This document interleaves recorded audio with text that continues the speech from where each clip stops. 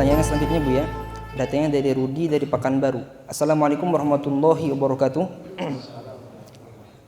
Semoga Buya senantiasa sehat dan panjang umur, amin ya rabbal alamin. Saya Rudi dari Pekanbaru, izin bertanya Buya. Akhir-akhir ini sedang ramai diperbincangkan penyakit COVID-19 atau virus corona, yang mana dengan adanya wabah ini banyak menyita perhatian publik, termasuk di Indonesia. Pemerintah memberikan himbauan untuk membatasi kegiatan-kegiatan yang sifatnya massal, seperti tabligh akbar dan event-event besar lainnya Buya. Tak terkecuali sholat Jumat dan sholat berjamaah. Ada di beberapa masjid yang menutup pelaksanaan sholat Jumat dan sholat berjamaah demi untuk membatasi penyebaran virus corona ini Buya. Akan tetapi muncul banyak reaksi dari masyarakat. Ada yang setuju dan ada yang tidak. Dan bahkan ada yang mengecam kebijakan tersebut, seolah-olah lebih takut corona daripada takut sama Allah Subhanahu wa taala. Bagaimana Buya untuk memahamkan kepada masyarakat tentang fenomena seperti ini? Mohon pencerahannya Buya. Syukron. Baik. Memang ada dalam hadis Nabi la adwa, enggak ada menularnya penyakit. Maksudnya kita tidak boleh meyakini bahwasanya penyakit menular dengan dirinya sendiri. Akan tapi lihat pungkasan hadisnya, firra minal majdumi firaraka minal asad kama tafirru minal asad dalam riwayat. Tapi di ujung hadis, berlarilah kau dari orang yang terkena penyakit judam, lepra, seperti engkau lari dari asad, dari macan. Artinya yang harus kita yakini bahwasanya penyakit itu tidak menular dengan dirinya sendiri, tapi penyakit akan berpindah kalau Allah pindahkan. Ini harus kita bangun keyakinan semacam ini. Dan ini harus iman kita seperti itu. Nah ini kan ada himbauan juga kita untuk menghindar. Menghindar itu kan firro, berlarilah kau. Jadi menghindar ini adalah himbauan. Himbauan dari Rasulullah SAW. Maka dalam urusan penyakit-penyakit yang menurut ahlinya adalah medis ini bakal menyebar, maka kita dihimbau untuk menghindar juga. Dan menghindar ini syar'i. Menghindar ini patuh kepada syariat. Wala tulqu bi aydikum ila tahlukati. Enggak boleh kita menjerumuskan kita dalam kehancuran, enggak boleh. Nah ini.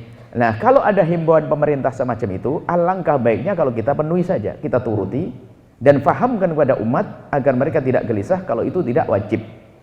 Salat Jumat menjadi tidak wajib seperti disebutkan karena itu. Kemudian jangan sampai mereka gelisah. Apalagi harus kita paksa enggak, kita harus tetap wajib Jumatan. Apa yang hasilnya nanti? Mereka akan pergi ke masjid dalam keadaan dia gundah, mungkin oleh ke kiri kanan, khawatir virus dan sebagainya, karena informasi yang masuk luar biasa besar, sehingga hampir semua orang pernah dengar cerita ini. Kalau Anda memang ahli tawakal kuat untuk diri Anda sendiri, jangan yang lain disamakan dengan Anda. Jangan paksa orang pergi ke masjid, sementara di masjid mereka gundah gulana. Adapun rasa takut kepada Allah, memang harus rasa takut kepada Allah. Tapi ini yang nyuruh juga Allah melalui lisan Rasulullah SAW. Nggak boleh kita menghancurkan diri kita sendiri. Jadi kami himbau tetap ini dipatuhi, himbauan pemerintah ini. Dan insya Allah tidak lama. Dan nanti ini akan menumbuhkan kerinduan kita untuk bisa berkumpul kembali. Setelah sehat, berkumpul. Kemudian untuk melakukan ibadah bisa di mana saja. Zikir bisa di rumah kita sendiri, sholat bisa di rumah kita sendiri. Jadi kami tidak ingin masuk konflik perbedaan di antara mereka yang mengatakan satu harus patuh dengan ulama, harus patuh dengan negara, tidak boleh ke masjid, yang satu wajib ke masjid. Kami keluar dari ini, kami himbauan bagaimana kita ini menghadapi permasalahan itu, jangan dengan permusuhan, dengan kebencian, dengan merendahkan. Kita kembali kepada apa yang diajarkan Nabi SAW, bahwa ketahuilah bahasanya semuanya ini memang dari Allah. Akan tapi ingat, kita pun juga harus waspada. Kemudian kalau ini dalam irama waspada harus kita hargai. Nggak perlulah seruan-seruan kewaspadaan ini lalu kita anggap sebagai rasa takut, tidak takut kepada Allah Subhanahu wa taala. Kita pun lihat jalan raya pun jangan mentang-mentang Anda tawakal akan berjalan di tengah jalan. Pasti dipinggirkan. Lalu jangan Anda berkata, kenapa kamu di pinggir jalannya? Takut ya, nggak tawakal kepada Allah. Ya jangan ngomong gitu kan. Ini memang kita harus ngambil petunjuk dari Allah. Kita harus mencari jalan yang baik, keselamatan dan seterusnya. Jadi Kami tidak pernah mendengar kalau memang ada orang memaksa harus sholat Jumat. Paling itu himbauan saja, khususnya di lingkungan-lingkungan yang aman seperti pondok pesantren yang komunitasnya jelas, tidak kemasukan orang lain, mungkin yang dimaksud seperti itu. Tapi kalau di luar yang sifatnya keluar masuk orang dari sana sini, penjuru sana sini, penjuru daerah, maka kami himbau untuk dipatuhi pemerintah agar ditiadakan saja, biar hatinya orang pada tenang semuanya. Dua ketenangan. Ketenangan bahwasanya dia tidak merasa was-was akan tertular penyakit. Yang kedua, tidak merasa beban kalau dia meninggalkan kewajiban. Harus kita pahamkan bahwasanya sholat Jumat tidak wajib, ya, ke masjid tidak harus dalam hal ini karena demi keselamatan bersama. Adapun jika ada orang berpendapat kita harus ke masjid untuk doa di masjid dan sebagainya, doa bisa Anda lakukan di rumah. Kalau Anda ingin pergi ke masjid, silahkan Anda pergi ke masjid. Jangan bawa orang-orang ke masjid, jangan bawa dulu orang-orang ke masjid. Kenapa? Anda tenang, takut mereka tidak tenang. Membikin hati orang tidak tenang juga tidak baik. Dan ini bukan berarti tidak takut kepada Allah. Dia takut kepada Allah. Justru inilah wala tulqu bi aitikum la tahlukati. Takut kepada Allah dengan cara yang mematuhi petunjuk-petunjuk ahli zikir. Dalam hal ini yang lebih tahu adalah urusan medis.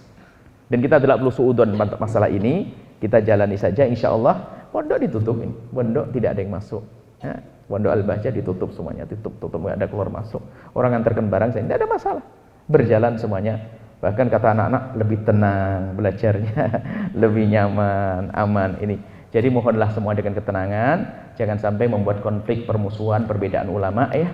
Perbedaan-perbedaan itu akan menjadikan hati tidak enak. Jangan sampai ada penyakit dohir, kemudian jasad kita, batin kita juga sakit. Ini saja insya Allah. Semoga Allah mengampuni semuanya. Dan jangan dijadikan ini bahan untuk mengkritiki sana sini yang kami sampaikan.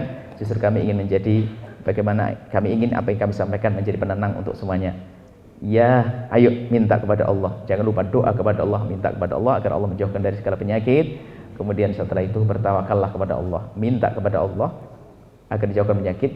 Kedua, berusaha untuk menghindar, ikuti arahan petunjuk medis. Yang ketiga, tawakal kepada Allah Subhanahu wa taala. Ini saja, wallahu a'lam bissawab.